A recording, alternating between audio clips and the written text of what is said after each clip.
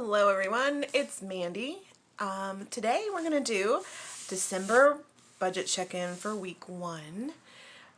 Last month I had used these little expense stickers, so on each day for each category I would put down what I spent and then put it in the calendar, but I didn't see an advantage of this. I kind of felt like what we call at work double charting, where I put it here and then I put it here.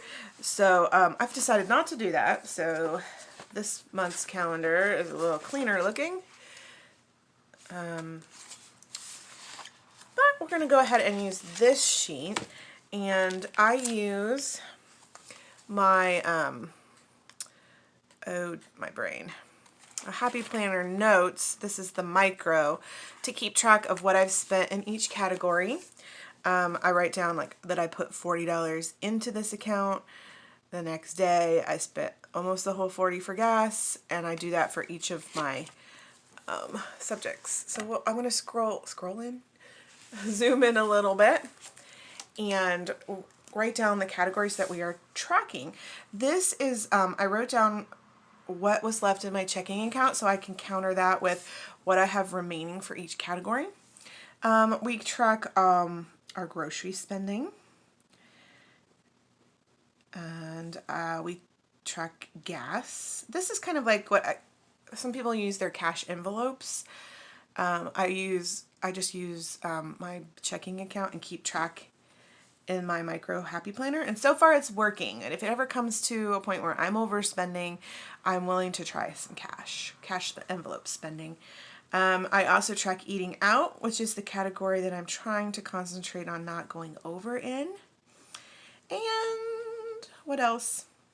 Miscellaneous. So miscellaneous is kind of a catch-all. Since I'm working on Dave Ramsey baby step number 1, where you save $1,000 in your emergency savings, I haven't really put a lot of money towards my sinking funds, which I plan to do starting in January. But this kind of is a catch-all for all those categories, like the kids' expenses at school, that kind of thing. All right, so I can look on here and see the total of what I've spent. For gas, I spent $39.95, but I'm going to round up to 40 because I'm not really going to get any gas with those 5 cents. So I spent 40, which means that I have spent all my gas. I have another week to go before payday. I'm trying to think. I think I'm below the halfway point, so I may need to get gas next week. I might have to pull it out of kind of the sinking funds that I do have, but we'll cross that bridge when we get to it. Oh, I do have a buffer in my checking account. So that's cool. All right, so next is groceries. I had one big trip to Walmart and a couple smaller trips, and then this is my daughter's lunch for school, one of my daughters. So altogether for groceries, I spent, because I had given myself $300, and I spent $184 in groceries so far, giving me, as you see here, $116 left for next week, which should be plenty. So that's not too bad on the groceries. I've got a little bit left. Eating out, let's turn over to that. It's on the back of this sheet. I did do probably more than I should have.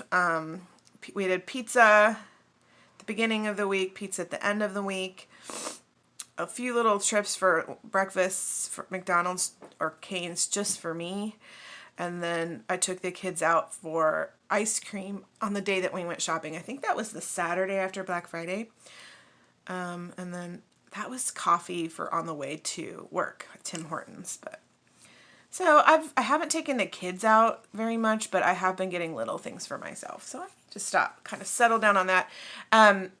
I was doing better last week because I was on a diet, and I kind of gave up on that, but I really need to get back at it. It not only will be healthier for me, but it will save me money.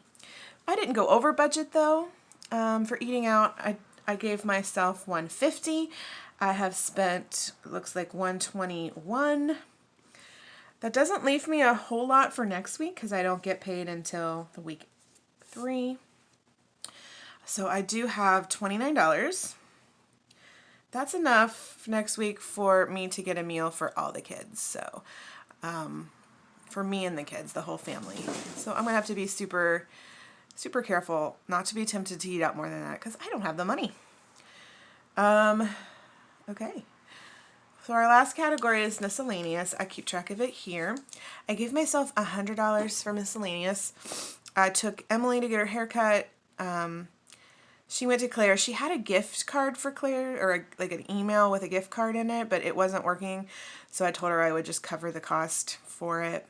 And then on my birthday, I did go to Dollar General and get some ice cream to have with the kids. And then this Walmart was just some household things that we needed around the house and a few things for gifts.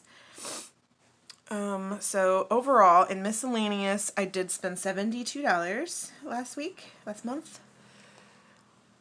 This last week, not month. I apologize. I just woke up and I'm a little tired. Let me think.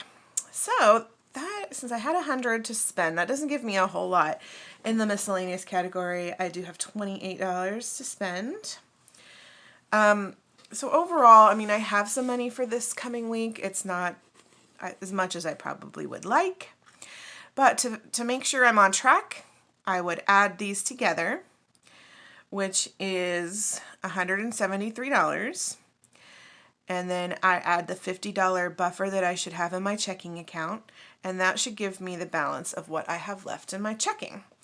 And adding all this up that I should have left over, plus the $50 in a buffer, I should have $223, and I have $204.74.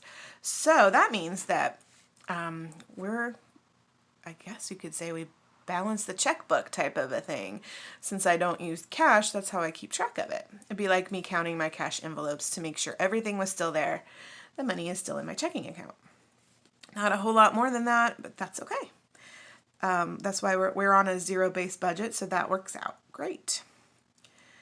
All right, so next week, like I said, we'll have to be doing a little, pinching the pennies to make it work. I've spent more than I have left, so I've spent more than half of the funds because I get paid every 2 weeks, but it'll work out. Thank you for joining me, guys. I appreciate it. I will be coming at you at the end of next week with a weekly checkup for that week and the plan for the next paycheck. So thank you very much. I'll see you later.